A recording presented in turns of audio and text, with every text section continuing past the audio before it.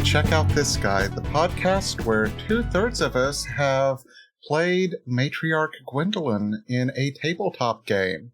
However... Oh, that's what it is. Yes. However, I'm the other third. I'm one of your hosts, Izzy.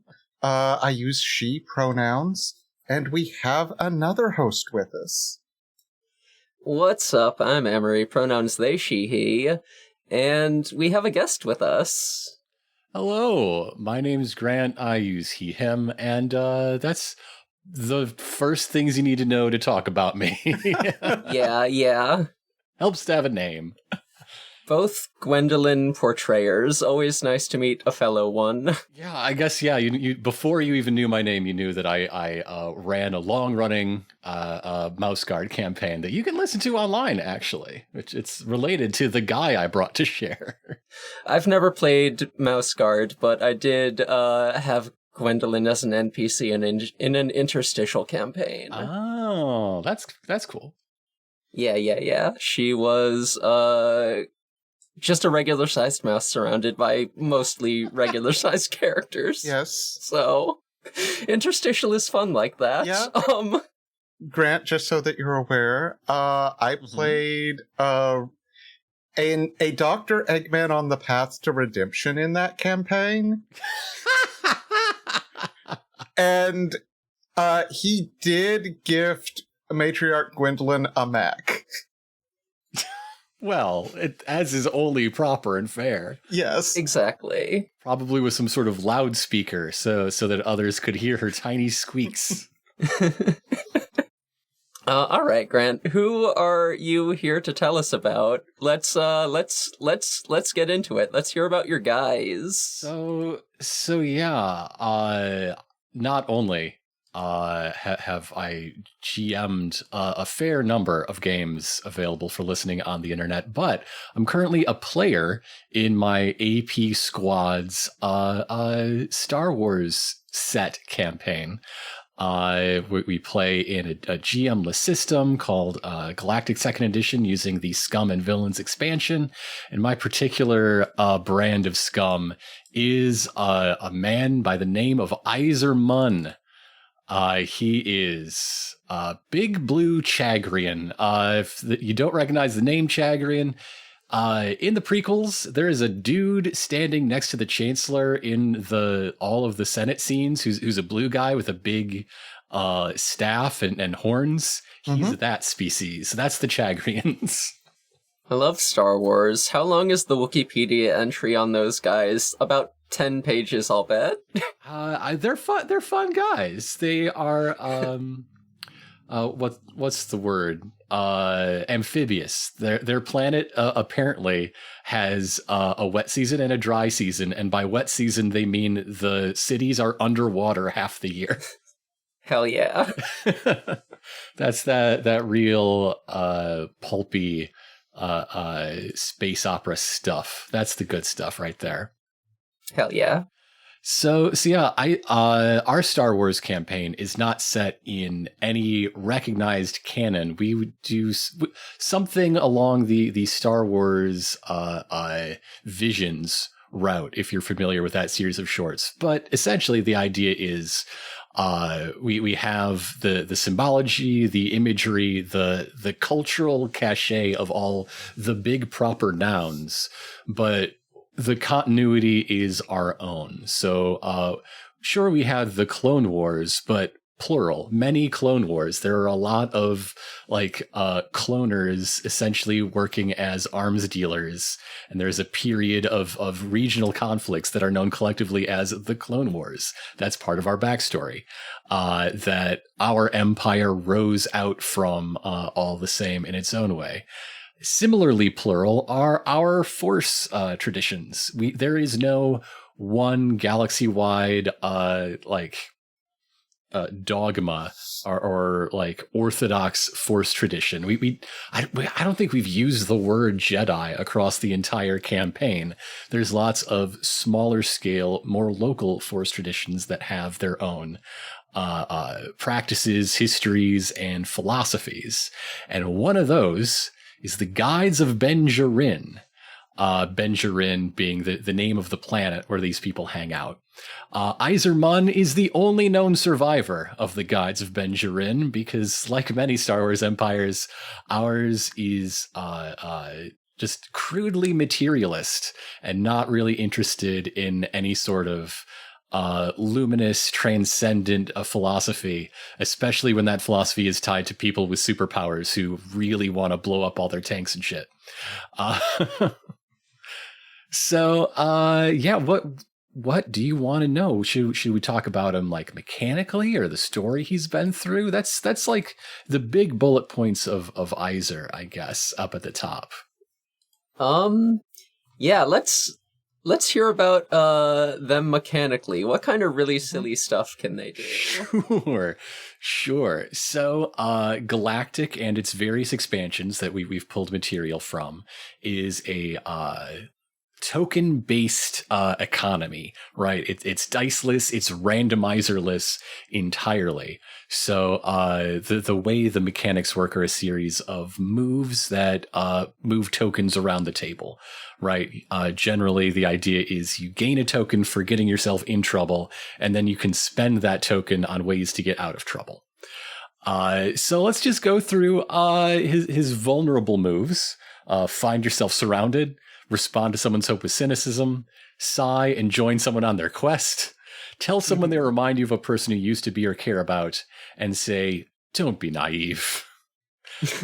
So we can already see that Izer and I guess all characters built with the Knight Errant page are just weary, right? They've been around the block and it didn't treat them very well. So yeah, he's following that story of like the adventure he's been on with the rest of the crew. In fact, an episode just went live today where they finally declare themselves a crew after session after session. Not a lot of hearts on their sleeves in this scum and villainy campaign. So like 12 episodes to get there? Yes. Tsundere's all around. I love it.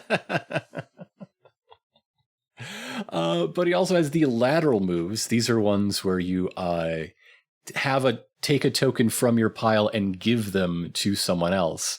His are call in a favor from someone you know and give them a token, and ask what would insert other player character here do in this situation, and ask them for a token. So there's some incentives, or at least narrative hooks in being collaborative and thinking about one another. But then the strong moves that require spending of a token, recommit to a long lost principle, win a fight you didn't start, stage a convincing or threatening distraction, survive a blow that should have killed you, intimidate someone in order to get what you want, and reveal an impressive accomplishment that you usually keep to yourself.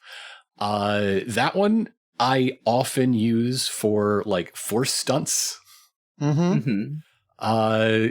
Normally, Izer, being essentially wanted for, again, the extermination of Force users in our version of Star Wars. Just the ability to like jump 15 feet vertically is generally kept to himself. Yeah. I do really like that mechanic of Galactic, where it's just like, okay, I'm going to get in some trouble now. I'm gonna make the situation much worse. Trust me, it'll be fun. Yes. But the Scum and Villainy expansion also has some modular bits, including the fate moves. And so somewhat early on in the campaign, I took the fate move Guardianship for Izer because he established a relationship with one of our other PCs, the young idealist pilot. So it's very like Spike the Bulldog and the Little Kitten a little bit from Looney Tunes. This moves, anytime. This move triggers anytime he's exhibiting guardianship, specifically put yourself at risk to protect someone and gain a token. It doesn't necessarily have to be Grace is the name of that other character. But after you use that move enough times to fill a track, you unlock a strong move, appear at just the right moment to save a person or their plan. So by having the pull to guardianship get you in enough trouble, you can then be really good at it. Hell yeah. And when I picked that move, I like made myself a little secret promise that when that track was filled, that is when I would allow Iser to like visit some hiding place from his travels, from his backstory, and reclaim the lightsaber that he stowed away. So that's about to happen. That's spoilers for the unreleased upcoming Renegade Scum episode. Heck yeah. Hell yeah, we love that kind of drama. Got a hot exclusive on this show, yeah. Because I didn't want him to have that, like, in his equipment. I didn't want him to have the option until he was, like, recommitted to guardianship, right? Yeah, you gotta build up to going sicko mode. If you're just like lightsabers out from the get-go, it's not as satisfying. Yeah, you don't sell the story that he walked away from this life and has been in hiding if you're waving the big glow stick around and chopping dudes with it. Exactly. Mm-hmm. You have to have the walk back to show that there was a walk away. Yeah, so yeah, let's get into that backstory a little bit. Sure. Yeah, what's like the Empire they're fighting against? What was like their order that got destroyed? Let's get into it. So the story that's been told on mic, I am a believer that if it's in your notes, it's not real until it is like in play at the table with the crew and for a actual play show. Mm-hmm. Therefore, until it's like in the waveform, right? So I could say any sort of ideas I've had, but they don't count as much as yeah. A lot of those times, those sort of like initial character creation ideas kind of get left by the wayside, and like something else comes up. So yeah, right. We're fans of naturalistic character development. Yeah, here. that's even one of our upcoming episodes. It's the magic of collaboration, right? If I wanted to only rely on my own ideas, I would write the Iser Munn novella, but I'm not. I'm playing the Renegade Scum campaign, so I have 5 people and several books made by other people to be working with. So that's the magic. That's where it happens, right? Friction makes fire, baby. So what counts? What's real? On those grounds is that the Guides of Benjarin were a group of like survivalist, I guess, but like there's a real focus on preparedness and I imagine them being really good at camping. Like just absolutely really good at flint and steel fires and stuff like that. But you know, they're meditating, they're debating their particular outlook on the Force. Their big thing that sets them apart is they deny the existence of fate and destiny.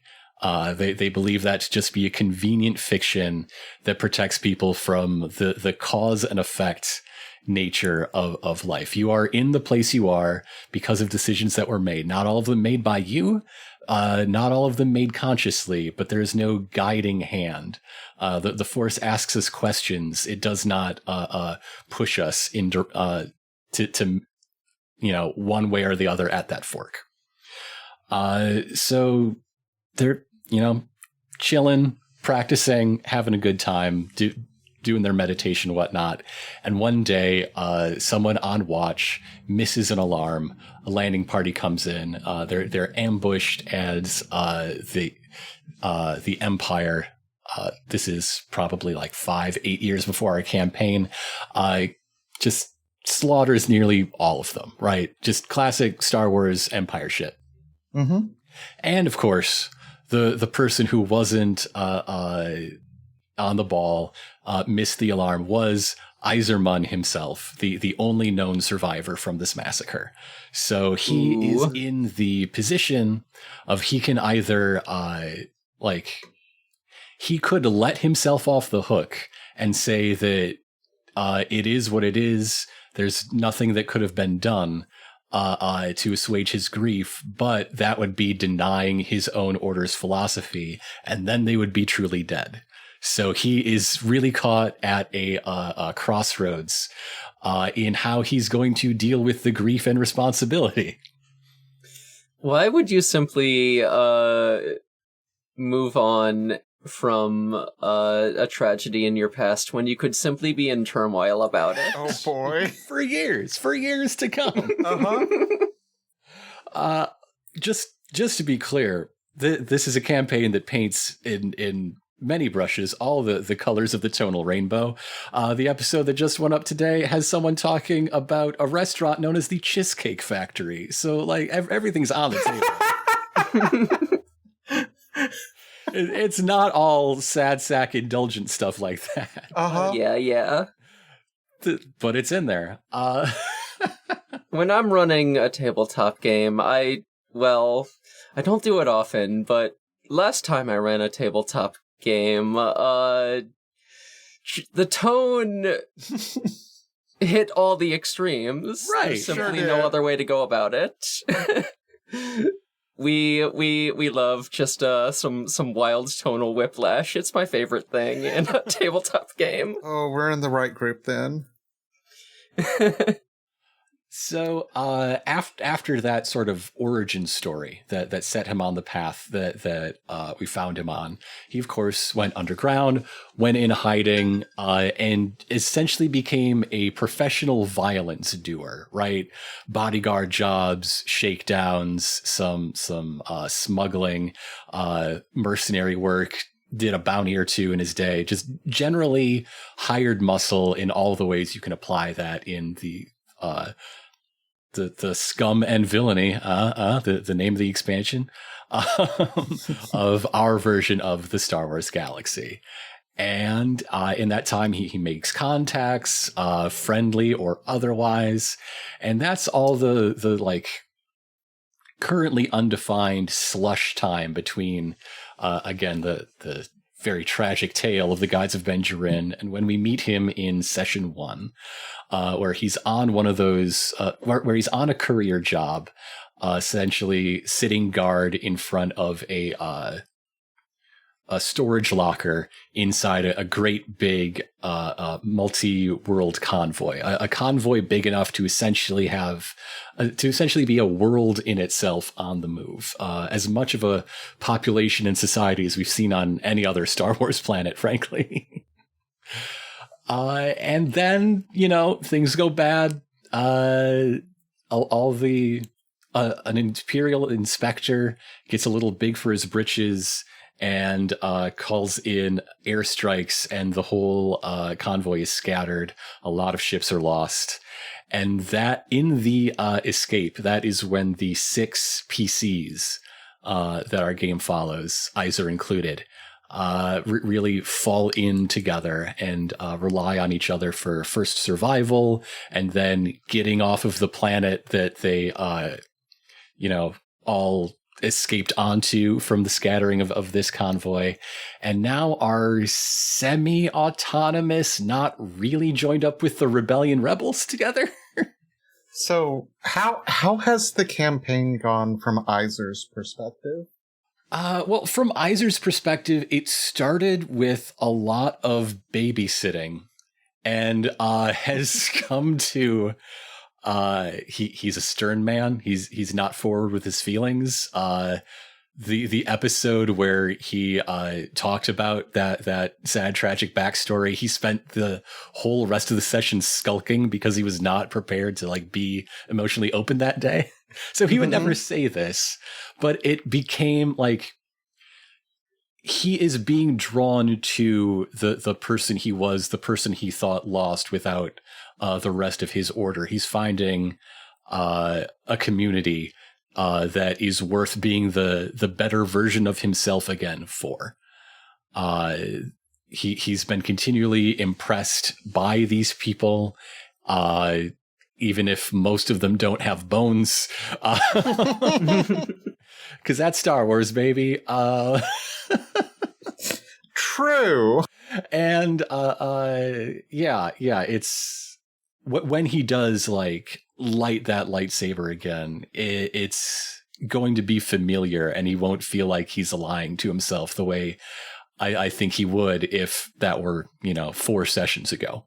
Hell yeah, we love some character development. It sounds like. Yeah, it sounds like, the whole party dynamic is like really, really driving things forward. Yeah. It's a real strength and feature of the game Galactic, and the expansion materials that we're using with it. Yeah. Y'all have a really big group too. 6 is as big as I'd ever want it in a system like this. Yeah. Mm-hmm. Yeah.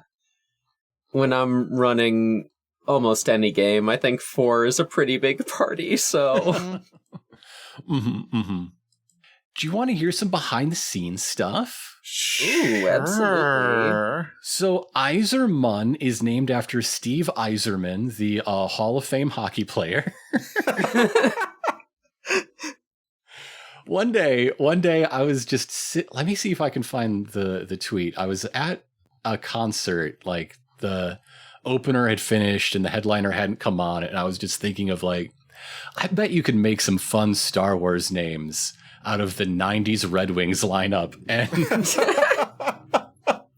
yeah, that is true. Yeah. Star Wars names be that way. So that's where Iserman comes from. Also, recently featured NPC Def Irov is named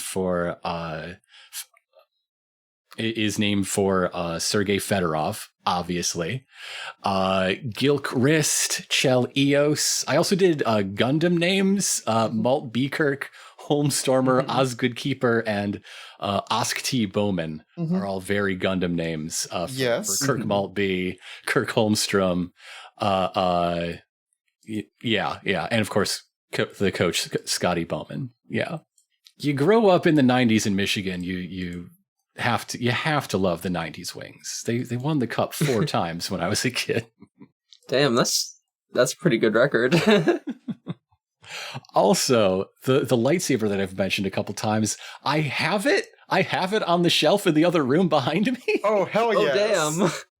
So while we were in pre-production for this campaign, I was also planning a Disney World trip with my wife and our friends, and most importantly, our friend's daughter, who is our goddaughter. And so part of that is like, well, I'm gonna check out the Star Wars stuff. I gotta do the like custom lightsaber build experience, but I'm the kind of weirdo who could never build my lightsaber. I couldn't possibly know where to start.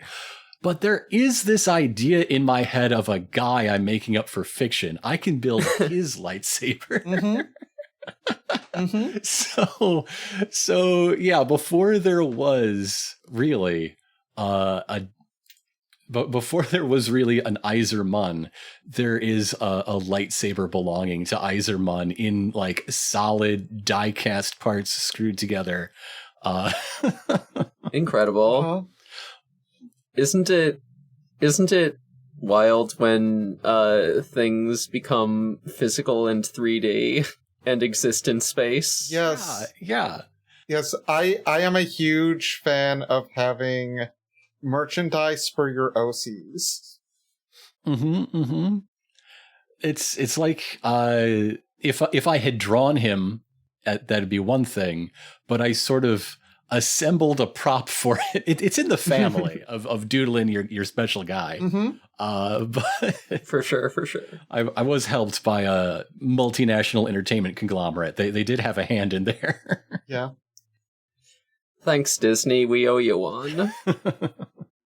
So yeah, it is from the I forget the name of the set, but it's the High Republic-ish set of parts. So like brass and bronze and little carved inlays. But the emitter, the top bit, I swapped with the friend of mine we went with, because he wanted, one set but didn't like the ends. And so like we just sort of perfectly meshed.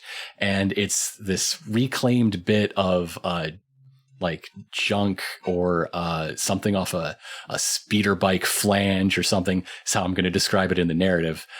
Just this, reused bit of recycled something. Because it's that mix of going back to a better time, but you can't deny, the things that happened, that repairs have to be done. It is broken, right? Yeah, also kind of gives the impression of a guy who's, like, sort of living off the land, kind of like, making things with, like, the scraps that he can find. Mm-hmm, mm-hmm. So, I don't know if you both have this image. I know I shared it with the one of you while proposing, like, here's the specific guy I want to talk about. Would that be fun? Mm-hmm. So let me grab the... Yeah, I am a listener of 6 Feet Under, and actually your other podcasts too.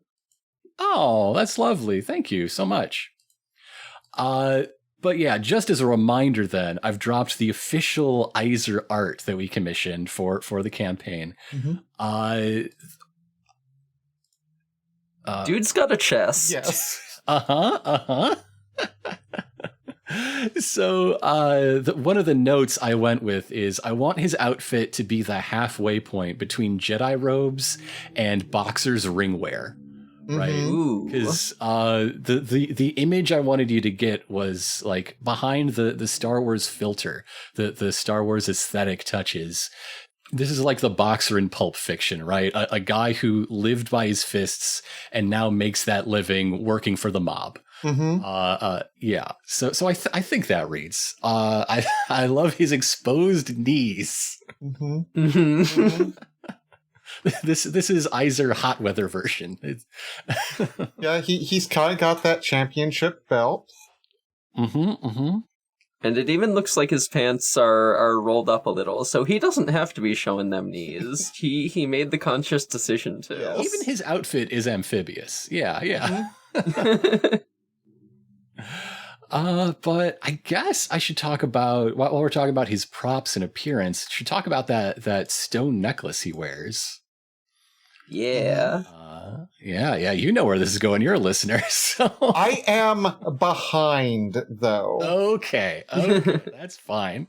A lot of people listening to this are 12 episodes behind. They don't even know it. Mm-hmm. It's fine. So one of his heartfelt conversations with Grace Thorson, the pilot he's taken under his wing, taken a special bond to, sort of a bond of mentorship, is about one of the rites and rituals of the Guides of Ben Jurin, which is to find a smooth river stone and carve a branching path into it, representing the choices that face us all in our lives and how you could wind up anywhere. The cover for the show that's on every episode is a collection of 6 props, one representing each cast member. Right, you have Grace's glasses and the restraining bolt that our droid character no longer wears, and Iser's is this pendant that he made, and he thinks of himself as the branch. He thinks of his life as having wound up on the backward bent branch that he laid in this stone all those years ago when he was I don't know, when would they do this? This is like a coming of age, or like a coming of majority sort of ritual, it seems like. Mm-hmm. And he's like a early mid-30s guy who's lived a long, hard life. So it's been a while for him. And it came to pass in a way. And that is a metaphor that keeps coming back up. Whenever Grace wants to talk about something heavy, she talks about like, this is one of those branch things. And then the conversation goes from there, which is fun to put out something that is kind of on the self-indulgent side and have one of your players like give it a vote of confidence by picking it up and running with it like that. Mm-hmm. So yeah, that's everything that comes to mind. If you have more questions, I love this guy. I love turning this guy over in my head. I love using him as an angle to talk about Star Wars and talk about collaborative long-term storytelling. And I love when he jumps on a TIE fighter and punches into the controls to to like override the guns and have it shoot at other TIE fighters in its wing. Yeah. Mm-hmm. Hell yeah. Hell yeah. Speaking of, like, what's this guy's highlight reel? What are some, like, really memorable moments of maybe both types of moves. Maybe doing cool shit and getting into horrible trouble. Yes. I mean, anytime he uses the "don't be naive" move is something I love as a player. I love being incentivized to as like the journey of playing Iser is just cracking open that shell I built, but being incentivized to tell a story where that's not a straight line, where there are going to be relapses every now and again. That's good. That's the good stuff. But for like action stuff, anytime where he just dives on a problem and saves someone at the cost of his safety, I'm thinking like we had a prison break arc, right? And the cover for the prison break, the big distraction was our mechanic got into their systems and overpressurized their water filtration and flooded the whole thing. So everything is just dark and flashing lights in knee-high water splashing around. It was really cool. And so the commander of the prison cornered Iser and some other characters, so he picked her up and suplexed her into the fight pit that this prison had. It's not a very nice prison. We made up the worst place we could think of to destroy. All the way into this huge splash and had an aquatic fight, him using his like amphibious advantage, but at the same time she had an electric shocking stick. So it's not oh boy, that was fun. That was really good. Yeah, not the best weapon to be to go up against when everything is water. Yeah. Mm-hmm. I'm remembering Demolition Man now because we watched that recently. Quite a movie. Mm-hmm. Let's see. I had a pretty good line in episode 12, the one that just went up today at the time of recording, where a bounty hunter is on the trail of a particular member of our party, although all of us have had our imperial bounties ticking up over the course of the events of the campaign, of course. Yes. And it's like meeting in a neutral place, right? Bounty guild, like seal on the door or whatever, that, you're going to do, if you're going to do the business that goes hot, you take it outside, right? And so this bounty hunter says something to the effect of, Iser, we have respect for each other. We've worked some of the same jobs. I'm doing you the courtesy of not having my hand on my blaster. And Iser's response is, yeah, you know me well enough that I don't need my hand on a blaster. So that was good. That was fun. That felt good. Mm-hmm. Yeah. Oh, good shit. Yeah. Yeah. Any last thoughts on this character? It was interesting. Like, so the initial idea was that the whole core of what I enjoy playing about him, right? The idea of someone who used to be an open force user has been scumming around and keeping it hidden, and then something draws him back out. And then after laying that down, I realized I'm just describing Kanan Jarrus from Star Wars Rebels. Oh no, what am I doing? Not that that's a bad character. I love Kanan Jarrus from Star Wars Rebels, but like I've fallen into such an established thing, and then I realized no, I've got new stuff. Like it's different enough. It's fine. I've got my own stuff going on. Like there's an angle to him about like what does it mean to have taken these vows, to have this like experience this philosophy tied up in the metaphysics of the universe that then is just shattered and taken away from you. What do you pass on when you find another person who might be receptive? Like, what do you induct them to? How do you handle that? And then that's kind of the angle of the most interesting guy in the Ahsoka show. Like, what the fuck? What are you doing? You took my thing. There's nothing more Star Wars than taking something and just kind of twisting it a little bit. Yeah. Yeah, no, it's like it's familiar archetypes, but you're putting your own spin on it. Yeah, I'm not. To be clear, I am only for humorous purposes accusing the writing team of the Ahsoka streaming show of listening to 6 Feet Under. The production timeline wouldn't work out at all. It's fine, but I do think it's a little it's a little strange that the thing I thought was unique is then like beamed into subscribers' homes. Like, god damn it. I don't have a Ray Winstone gravitas. I can't do this like that.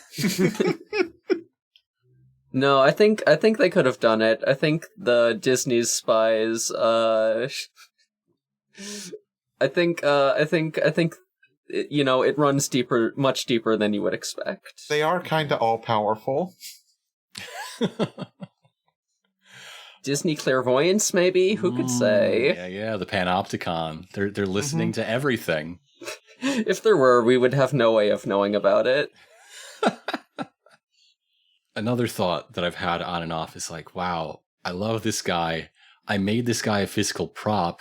His outfit isn't that unusual. I could like do an Iser Munn outfit, and every time I have that thought, I think, no, I made him huge and blue with big horns. I can't.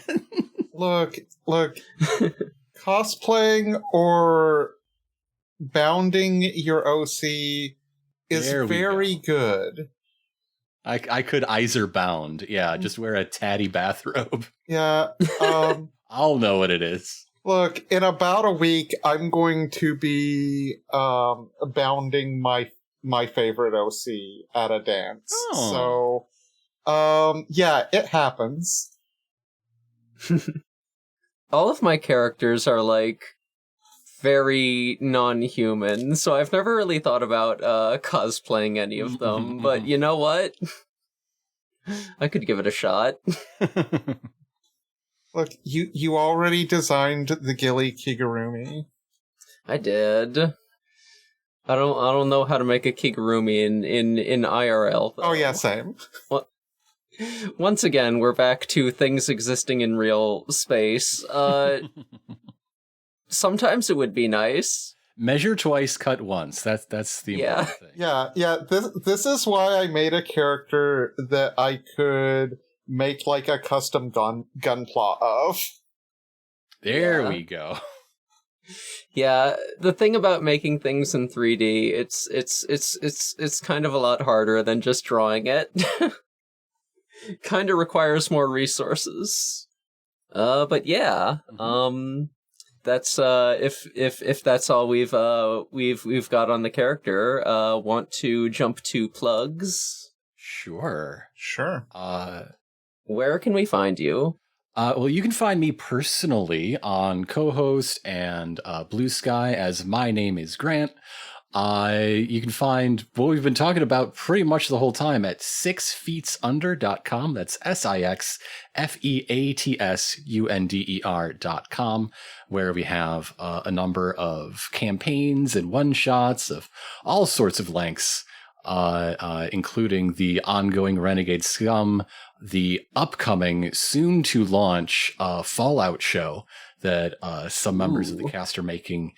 I'm not in that one, but so I'm really excited for it as a listener to listen to what some of my friends are up to, and all sorts of things. One of the other ideas I had for this episode was the mech pilot I played in a one shot of a game called Last Shooting, which is a game I made it is of my own design and creation. He was a vampire from space. Hell yeah. So you can listen to that there, and actually a number of AP shows have played Last Shooting, which is always wonderful and so exciting to hear, as well as check the game itself out on itch.io and Drive-Thru RPG. But there is another plug of something that is not quite well. That is not something I came up with. What could it possibly be? Oh, it's something I listened to today. How'd you like it? Extremely good. Oh, good. They did such a good job with the editing and everything. Holy crap. We are circling around mentioning a brand new audio drama called The Disappearances of Lydia Fontaine. You can listen to the inaugural episode at lydiadisappears.com. While you're there, you can also just enter your email in a little email box to get updates, news updates, including the launch of an upcoming Kickstarter campaign currently scheduled to begin on June the 3rd, which will fund the further episodes, the rest of the first season. I've been talking so much. As a fellow cast member and a recent listener, how would the two of you talk about the disappearances of Lydia Fontaine? Well, before we started recording, I described it as primarily a show about bird noises. Yes. From your point of view, yes. Yeah, I would say it's a show about sinister uncles, but... It is very much that. It's a show about sinister uncles. It's a show all the about blind sages touching different parts of the elephant over here, yeah. Yes. It is a show that I very much want to start guessing and doing conjecture on what the hell is going on. Yeah. I don't know what happens next. I only read the script for the pilot. Listen, we got to get this series funded so we can see what happens next. It's very good. It's very suspenseful. I'm like, even though I'm part of the cast on this thing, I'm just like, ooh, what's going to happen next? Even if I weren't involved in this project, I would be I'd be hooked. I'd be a fan already. Yeah, it's a very good first episode. And if I'm not mistaken, you play one of those scheming uncles, right? A nefarious uncle, the amoral corporate uncle. Yes. As opposed to the one that is just a wizard. Wait. Are our guests just all the uncles? You know? We had Adam on who plays Miles, so you know what? Yeah, we could go for an uncle's sweep here on Check Out This Guy. You're just taking them off one uncle at a time. But yes, it is a magical surrealist adventure of a teen and her friends told in the back on a backdrop of the as mentioned, panopticon of surveillance technology, big data models, advertising algorithms. It's a look at the world as it is through the impossible, like a fantasy look rooted in things that are all too real right? Yeah. Mhm. Yeah. Yeah, it feels very current. It feels Oh, it feels like it's got some things to say about things going on right now in the world. Who could say? But yeah. Do all those things. Go to the website, subscribe with your email address, and back that Kickstarter once it goes yeah. live. Do that so I can listen to another episode. Do that so that I can perform in another episode and get paid to do it. Oh yeah. Gotta stretch those feathers. Get birdie with it. Exactly. How am I supposed to pretend to be a bird if if the audio drama doesn't get made? Anyway, you can find me on another podcast called We Rate Queerbait. It's the show where we do the thing that it says in the title. We observe various pieces of media and point at them, and we say, that shit's gay. And I'm also on Fur Affinity with the username Space Robot. Go there, check out my gallery. No commissions right now, because I'm working full-time. Yeah. That's it for me. All right. And I am free and clear of social media. So if you want to find me, you're going to have to come to the Discord in the show notes, where we do some like group watches and other streams, typically on Monday and Friday evenings. Also, speaking of audio acting, I'm going to at some point appear on an episode of SCP Research Archives, playing a character on there. So check that out too. Hell yeah. And yeah, check out this guy is part of the Noisepace.xyz podcast network. Thank you to Matt GameCube for hosting us. Yes, thank you, Matt GameCube. Yeah, the show also... Did we talk about the show's social media? It's check out this guy on Tumblr and co-host. Yeah, no, I was too focused on remembering that I actually had a plug. Yeah, so, think that about covers it for us. So, until next time, lightsaber noises. Bye, everyone. Bye. Good night. Good night.